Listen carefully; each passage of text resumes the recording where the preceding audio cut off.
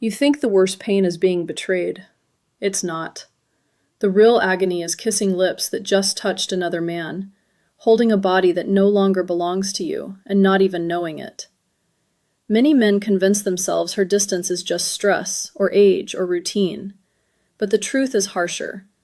Women rarely confess, yet they always reveal. And if you miss the signals, you become the quiet accomplice of your own humiliation. That's why today I'm about to reveal 8 signs that give away a woman who just slept with someone else. Signs most men ignore until it's too late. And the last one, it's the nail in the coffin, the one she can't hide, no matter how hard she tries. Before I walk you through these 8 signs, take a second to subscribe and hit like. And let me know in the comments what city you're watching from. I want to see how far this message is reaching because betrayal speaks the same language no matter where you live.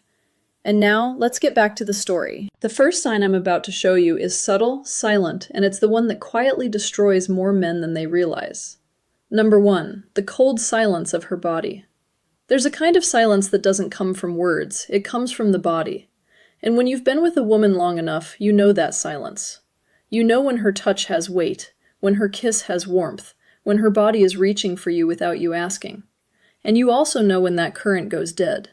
This is one of the hardest signs to face because it doesn't scream at you, it whispers. You lean in to kiss her and she turns her face slightly. You touch her shoulder in bed and she stiffens instead of melting. She says she's tired, but her body isn't heavy with exhaustion. It's heavy with indifference. That difference matters because tiredness recovers with sleep. Indifference doesn't. Here's the truth. Most men don't want to admit. When a woman has been fulfilled by someone else, she doesn't come back to you hungry. She comes back satisfied. And satisfaction leaves no space for you. Imagine trying to light a fire that's already burned itself out. No matter how many matches you strike, the wood stays cold. That's what it feels like when her body has already given itself elsewhere. The mistake men make here is denial. You tell yourself it's just stress, or it's age, or this is just what happens in long relationships. No, attraction doesn't die of old age. It dies when it moves to another source. If she used to pull you close after work but now rolls away, that's not routine, it's a signal.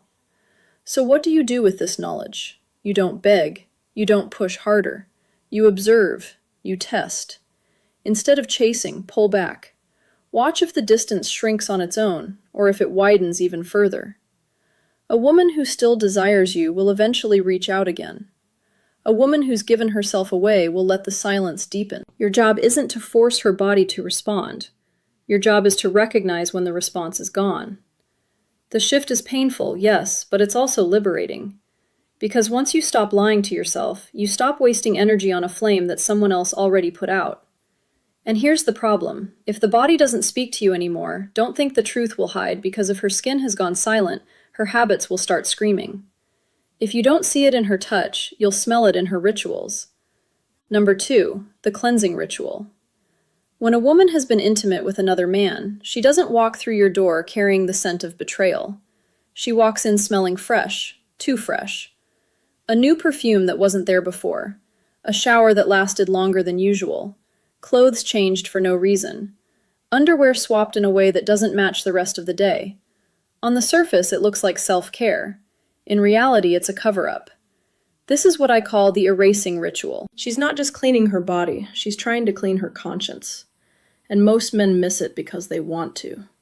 You tell yourself she just likes to feel fresh, or she's trying a new scent. That's how you gaslight yourself because you don't want to face the darker possibility, that she's removing the traces of someone else before you notice. Here's how it works. A woman knows her body tells stories. Skin holds on to smells. Hair carries traces. Clothes remember contact. So she scrubs. She sprays. She hides the evidence under lavender and soap. And the irony is that the more she tries to erase, the louder it becomes. That sudden obsession with hygiene isn't a random act. It's a pattern. Let me be clear. This doesn't mean every shower equals betrayal. That's not the point. The point is change. If she never cared much about rushing to the bathroom after work, but suddenly does. If she's suddenly guarding her laundry like it's classified, you pay attention. Psychology isn't about absolutes. It's about shifts. It's about noticing what no longer fits the rhythm of who she was with you. So, what's the move? Stop excusing the inexcusable. Don't laugh it off. Don't pat yourself on the back thinking, at least she's taking care of herself. No. Observe, connect the dots. If this ritual repeats, if it always comes with that too perfect smile afterward, you know what's going on. The mistake men make is ignoring their nose and their gut. You smell the perfume, but you call it fragrance instead of deception. You notice the over-cleanliness, but you label it personal growth. That's how you become an accomplice to your own replacement. The solution is awareness.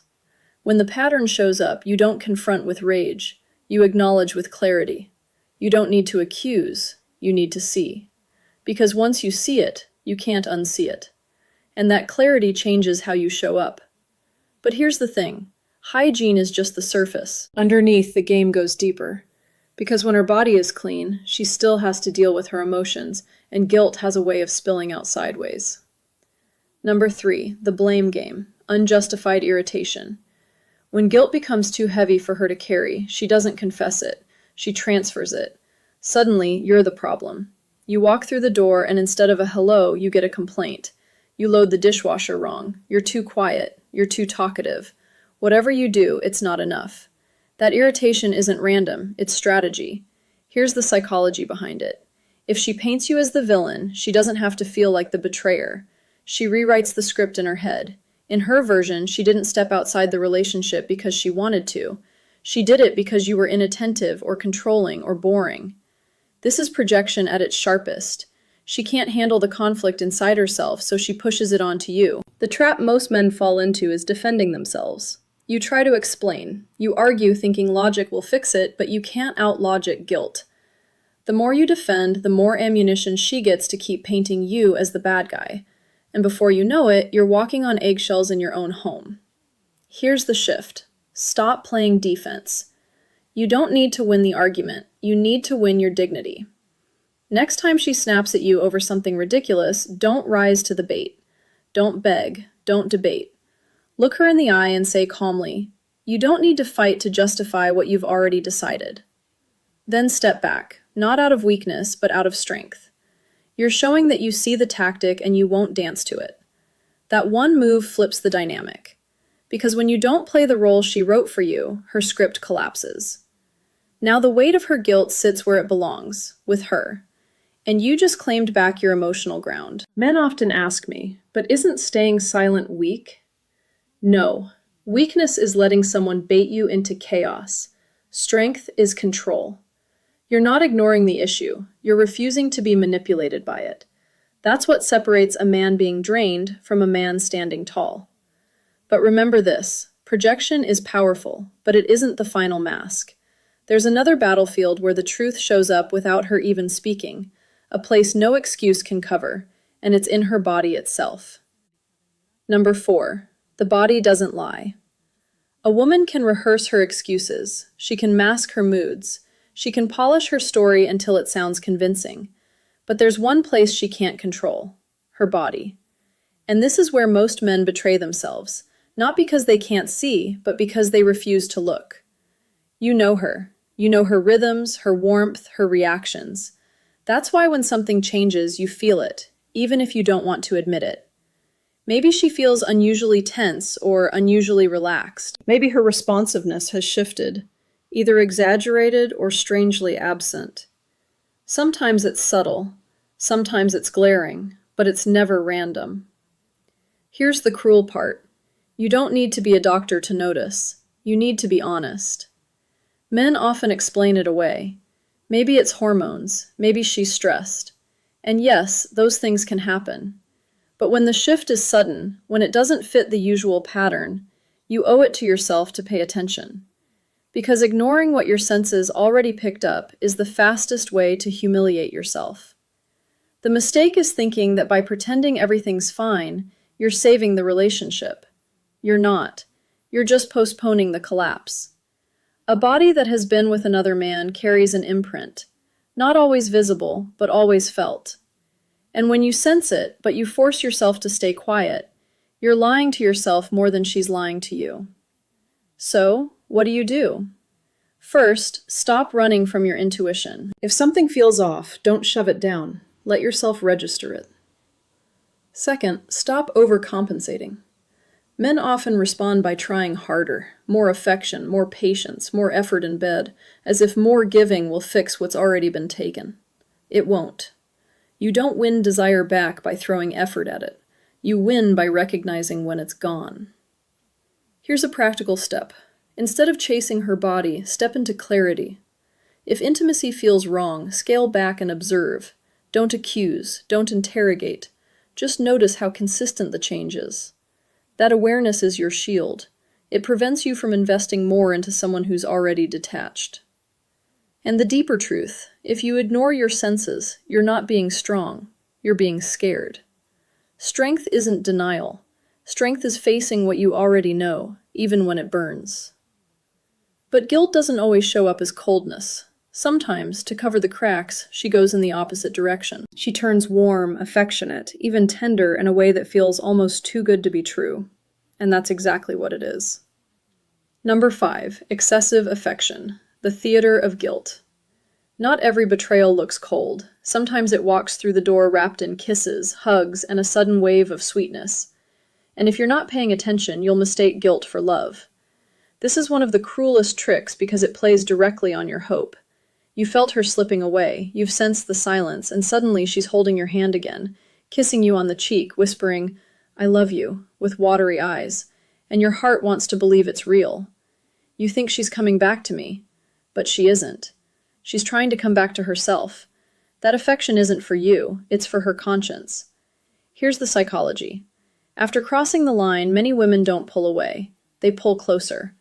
Not because they've rediscovered their desire, but because they need to silence the guilt. Touching you, cooking for you, saying nice words, it's all part of the act. The act isn't to keep you happy, it's to keep her from drowning in self-disgust. The mistake men make is treating this affection like a second chance. You drop your guard, you stop observing, you breathe out in relief. And that's when you lose all leverage. You become the comfort toy, the safe space she clings to while her passion burns somewhere else. You end up holding her guilt, not her love. So, what's the move? Learn to test the source.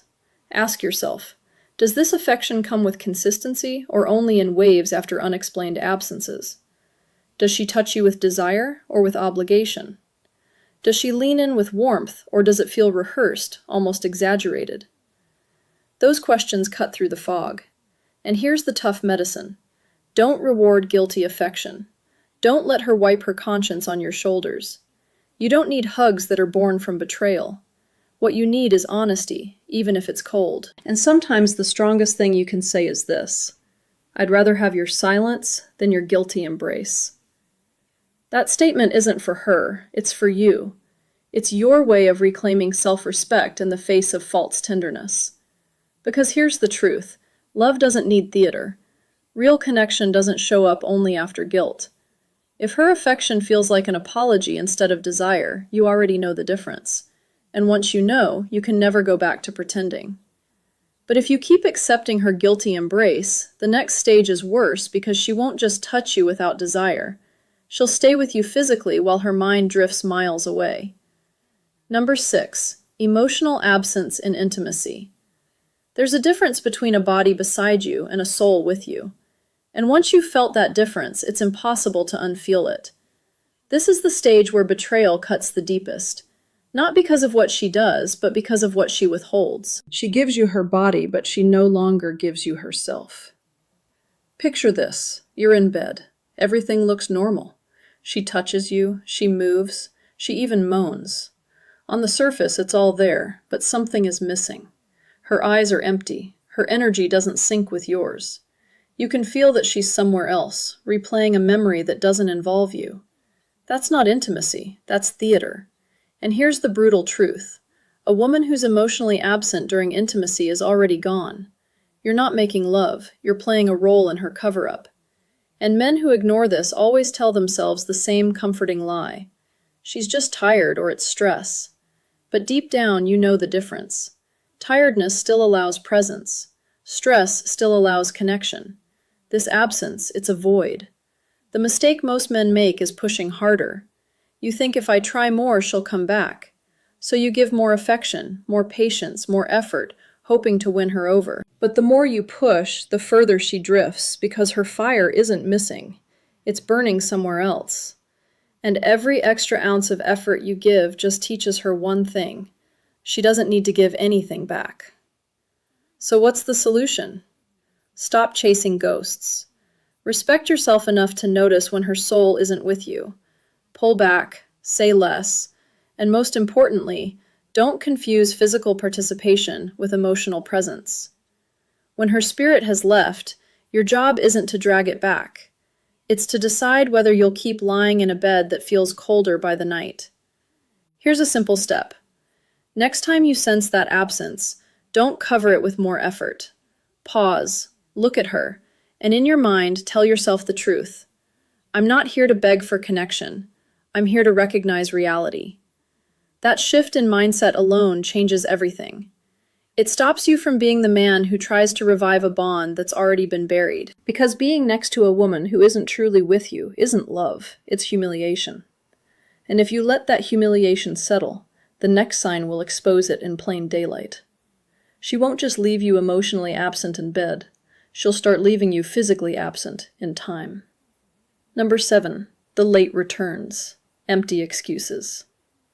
When love is real, time bends to make room for it.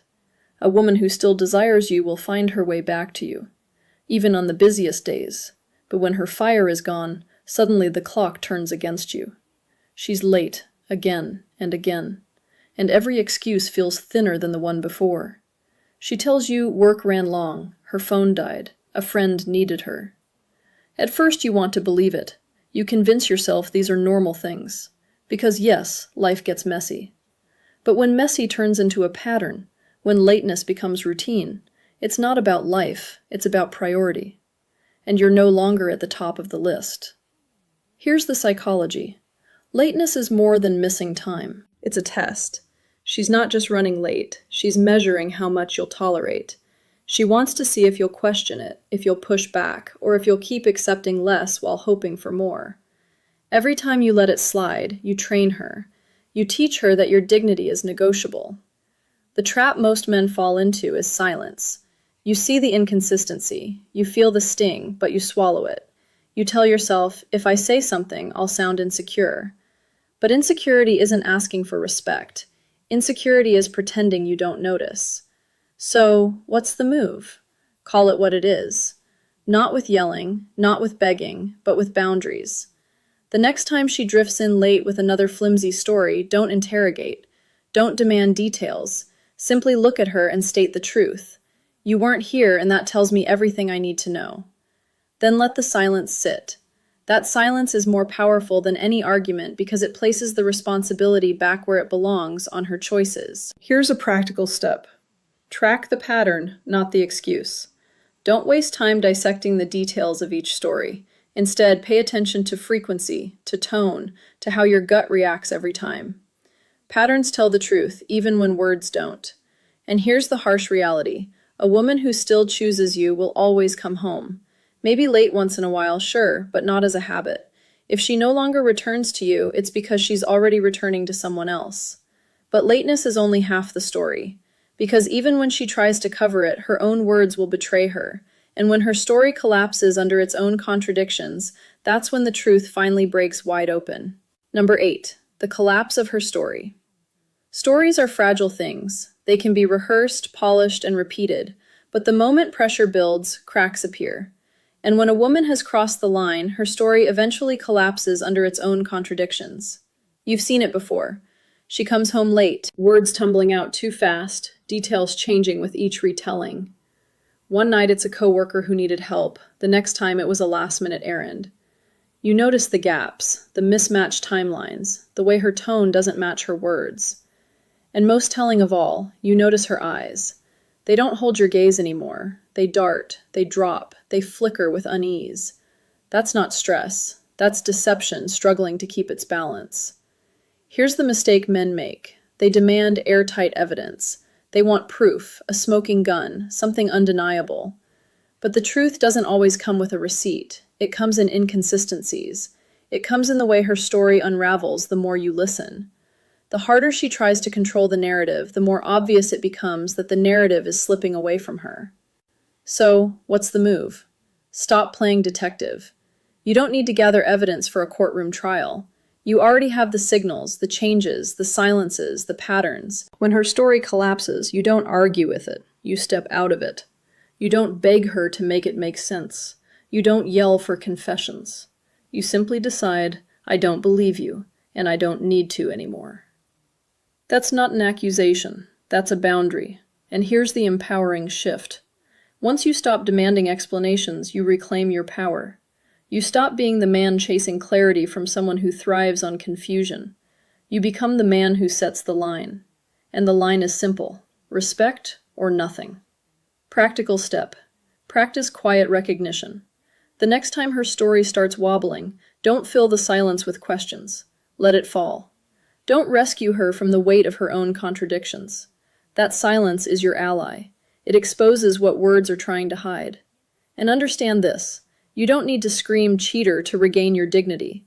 All you need is clarity and the courage to act on it. Because when her story collapses, the truth is no longer the issue. The only issue left is your decision. Will you keep lying to yourself, or will you stand up for the man you know you are? And that's the final cut. Because after seeing all 8 signs, the real question isn't whether she betrayed you. The real question is whether you'll betray yourself by staying blind. You've just heard the 8 signs. And let's be clear, this isn't about turning you into a paranoid detective snooping around for every tiny detail. It's about opening your eyes so you stop betraying yourself. Because the harshest betrayal isn't what she does in secret. It's what you allow yourself to ignore in plain sight. The goal here was never to catch her red-handed. The goal is to reclaim your dignity, your boundaries, and your power as a man who refuses to settle for less than he deserves. That's why these signs matter. They aren't just clues of infidelity, they're warnings. Warnings that something is off, something needs to be addressed, and that ignoring it will only cost you more of your self-respect. Now here's the truth most men miss. Not every sign means betrayal is guaranteed. Sometimes distance comes from stress, exhaustion, or years of poor communication. And that's why your job isn't to accuse, it's to test, to observe, and to confront the reality directly. If there's room to repair, you repair. You have the conversation, you reset the boundaries, you fight for connection. But if the evidence stacks up, if every sign confirms what your gut already knows, then the most masculine thing you can do is walk away with your dignity intact. Because love is never worth trading your self-respect. So here's my challenge to you. Pick one situation in your life where you've ignored your own instincts. It could be her sudden coldness, her constant irritation, or her stories that never quite add up. Don't push it aside this time. Face it. Decide whether it's a problem you can solve with her or whether it's the end of the line. Either way, the decision belongs to you, not to her lies, not to your fears.